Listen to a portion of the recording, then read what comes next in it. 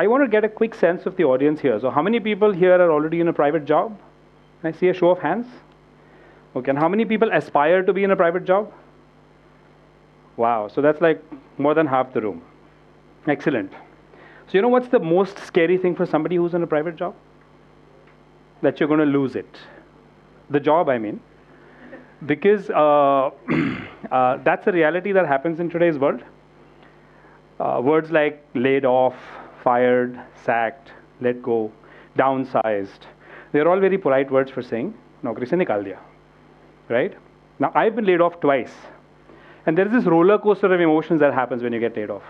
What's the first thing you say? What's the first thing you feel? Shame. You feel like somehow you were not good enough. Something was wrong with you. But unless you've been like stealing staplers and printer cartridges, it's probably not about you. It's probably something bigger than that. The second thing that happens is you feel like a victim. I worked so hard. I was such a great team player. I delivered such fantastic results.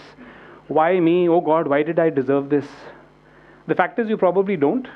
It's a very clinical world out there. And when it's a layoff situation and you're on the other side, and I've been on the other side, unfortunately, every human being is reduced to just two things. You're a skill set with a price tag. If that skill set and that price tag fits into that organization in this changing world of ours, you belong. If not, too bad. It's not good or bad. That's just the reality that we're living in. So we have to accept it. The third emotion, which we all have to deal with, and that's a big one, is what next? There's this anxiety. You have to pay the rent. You might have children who are going to school. You have obligations you have to meet. And you suddenly don't have a paycheck. How are you going to make things work? Now, when I got laid off for the first time, my resume was very pretty. 16 years of work experience, 7 years in the US, MBA from Kellogg, and I get laid off. I didn't expect. But what was my work? What next? I very quickly dusted off my resume, usko chamka ke bilkul, got it polished up nicely, put it out on LinkedIn, call all my boss, ex-bosses, colleagues, friends, tell people that I'm available. But what's happening here? My resume is this little box in which I'm operating, and I'm thinking about which industry am I going to? The same industry I was in before. What role am I looking for? The same role that I was doing before. So my past is dictating my future. I'm not thinking out of the box. I'm not looking at other options that are available. The other thing that happens when you go out is you never go and tell people I got laid off. So what do you say? Now, when you're talking to Americans and they speak very, their writing is also very spoken, they speak very simple English, suddenly you see that there is this stiffness that turns up and there are long words being used. My employment situation was suboptimal. I wasn't being able to maximize my potential. And since I worked in the US, you can tell that there is something going off here. But it's very hard to tell with Indians because we are like this all the time. There are so many of us who even talk like this. So, but you go out there, you put the word out, I put the word out, and finally I got another job. And I was back to steady state, all is going well, comfort zone, things are normal again. Or so I thought, but what a job this one was. I joined in October. And in December, there was a breakout. This was a listed company. It used to be a rock star back in its day, but now it was struggling a little bit. So in December, there was a breakout, and we had some issue in one of our centers in this town called Bokaro. Customers very angry, problems to be dealt with. So I got on a plane and I went there, and I said, customers say, we'll talk to them. We'll figure out what we can do to fix things. The customers weren't very interested in talking. I got there, I tried talking once, I tried talking twice, they filed a police complaint. The cops turned up and said, we are going to arrest you. So first I tried to explain to the customer, look, it's not my fault, I've just got here, I'm trying to help you here. They said, no, we're filing a police complaint. Then I try and pacify the cops, saying, look, I'm not even on the board, I'm not an owner, I'm just an employee, why are you arresting me? They said, look, it turned up in the front page of the newspaper, we have to arrest somebody. You're the senior most guy around. So tough luck, buddy. Now, I'm making it sound very light, but now I'm going to ask all of you guys to close your eyes and you have to walk this path with me. All right? So please close your eyes. You're sitting in the back of a police jeep. It's Christmas Eve. There are 2 cops on either side, 2 cops in front. You drive down a long, dark road. You don't know anybody in this town. It's complete strangers. And after a little while, you come to a board which says Bokaro Jail. You go through that little gate, you land up at a large steel gate, straight out of a Hindi movie. That little small door is opened. The cops take you inside. That's when they take off your handcuffs. They also search you and take off your mobile phone and all your money. After that's done, you've lost all connectivity, you've lost all link with the outside world. Then you're taken through to the second gate. You walk past that gate, it clangs shut behind you. There's a spotlight shining on you. And as you're walking down the path, the spotlight follows you. You're searched a second time, and then you're led to a room where there's 25 completely strange, probably criminal men with whom you spend that night sleeping on the floor. You can open your eyes now.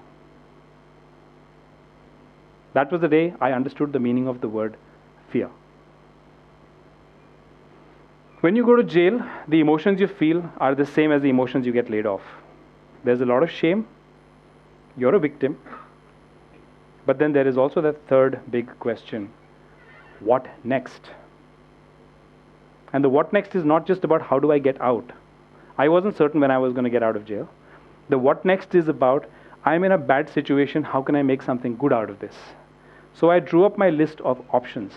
And in jail, that list is very small. No mobile phone, no laptop. You can read, you can write, and I'm a runner, so I could run. I knew how to read, I knew how to run, I did not know how to write. Now, jail is a fabulous place to learn how to write. What are you looking for? Murder, dacoity, theft, rape, sab hai. So you have very interesting subject matter all around you. You have no distractions, no devices, no gadgets. So I started writing diligently every single day. And the outcome of all of that was this book called The Bad Boys of Bokaro Jail. And I was actually thrilled when Penguin accepted that they would publish it, because I didn't think I was that great a writer. Once I had this whole experience, I came out of jail, everything was fine. I got back on even keel, I cleared up my name, and I was there for a month. And then I rejoined the corporate world. Partly because I also wanted to, establish the fact that I was actually employable, and I joined a better brand name this time. But jail changed me in some ways. The first thing was I discovered writing. I realized that I really liked it, and I had a passion for it. Second thing was I realized that what's important in life is much more your family than your career. The career is supposed to support the family. But somehow in this rat race, we land up getting it backwards because our family lands up supporting our career. We are working so hard that we don't get any time with our children. We don't get any time with the people that matter. The other realization I had was that I really didn't want to live a compromised life. I'd lost 1 month of my life because I'd been in prison, because I was living on somebody else's terms. I wanted to live beyond this on my own terms. And the last and the most strange was that I actually became braver because I went through this experience. I felt that if I could take such a negative experience and make it something worthwhile. I'm not defensive about the fact that I went to jail. I wrote a book about it. I mean, what more could I do, right?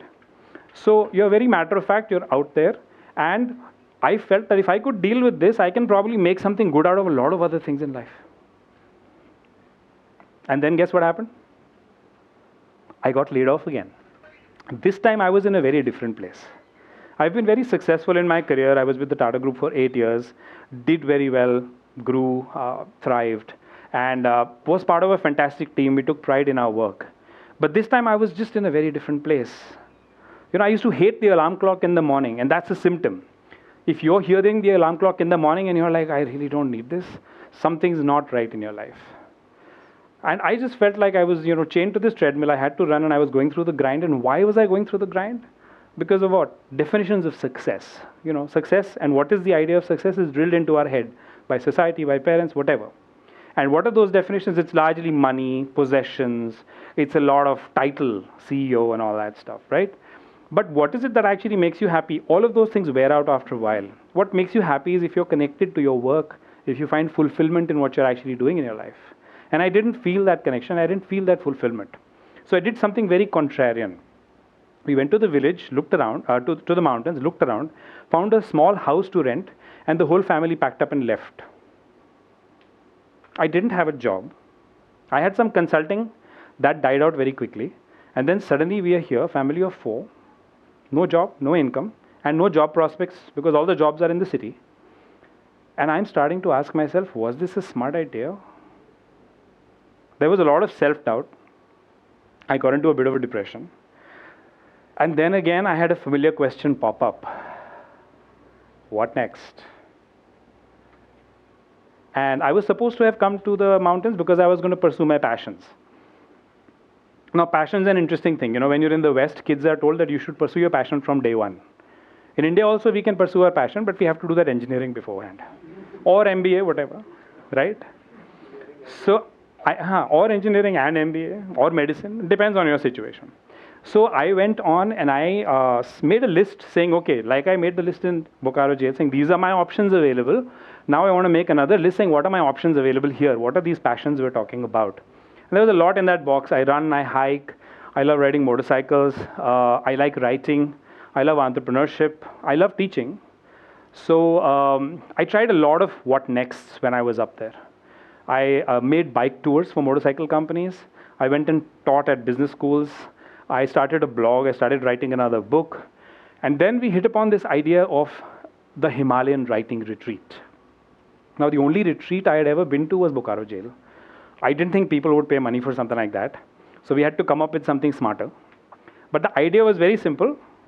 Tell people who are interested in writing to come to the mountains, and we'll help you. It's a very inspiring place. I have some expertise, some knowledge because I've written a book. So that was how we went about it. Now, did I know everything about hosting a writing retreat? Never heard of it, never done it before. So how was I going to do it?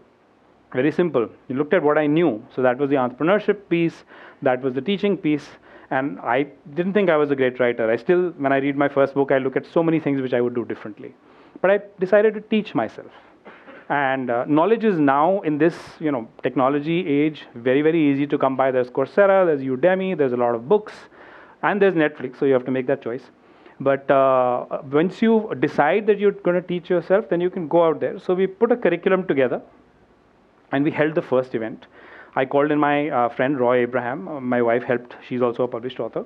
And we held the first one, and the event went down quite well. Now, when you think about this, the important thing was that I was pursuing a passion. But I was a businessman. Let's say I'd seen a big opportunity in fashion or something, right? Now, I'm the kind of guy, buy a pair of jeans, I'll wear it till it's completely worn out. When it's torn at the knees, I tear it up, make it into shorts, then I wear it for another 2 years. Then it's torn at sensitive places, so I have to discard it finally. For fashion, I'm probably not the right guy. My wife also hates shopping. She hates going to malls. So even with her, I could not have done a partnership and worked something out. So that was not going to happen. But because it was writing and it was teaching, and both of them are something I feel very passionate about. I taught myself about writing. I got better at teaching. Now we're on the 10th version of probably the curriculum that we had developed, and people love it. And I'm able to work hard because I feel something for it. If it had been something which I don't feel something for, Microsoft Excel, I probably wouldn't be doing that. Now, what it has achieved is the Himalayan Writing Retreat has become a thing now. It's been decently successful. It's been 2 years. We have faculty that comes in from all over the world. We have topics which have gone beyond writing, like blogging and storytelling. And there's a lot of new things that are happening. We have our own place, so we get visitors from all over. But the point I'm trying to make is that I was able to create success out of nothing because I was going after something that I truly loved. Now, if I look at my professional life, I still wake up at 5 o'clock, but I don't wake up to an alarm clock. I get up and I write. And I'm really enjoying this new life that I have. I hope to publish my next book next year. On the personal front, it's been completely amazing. And when we moved to the village, a lot of the goals that I had in terms of wanting to spend more time with my children, wanting to be able to breathe clean air. So now I play badminton, I play Scrabble, I play Monopoly, spending every evening with my kids. They're having a great time as well. And if I look at the life that we're living now, there is a lot of things that have changed. But the most important things are actually the most simple. It's about the quality of the air that we breathe. It's about the sights that we see. It's about the sounds that we hear. There is nature and beauty in all of them. So the message I really want to leave you all with is a very simple one. If you're getting laid off, it's not the end of the world. It can actually be the beginning of something beautiful. As you move forward in life, there will be bad things that happen to you. There will be miserable things that happen to you. You can't control everything that will happen to you in your life. You can control how you react to those things. When I was in jail, I was spending all my time trying to get out. When you get laid off, or if you get laid off, don't think about it. Don't spend all your energy trying to get back in. Take a break, step back, relook at your life, relook at your priorities. Ask yourself if there is a bigger dream that you have somewhere. And if there is a bigger dream, then try and shoot for it. I know there is risk involved, but the rewards can be pretty amazing. Thank you.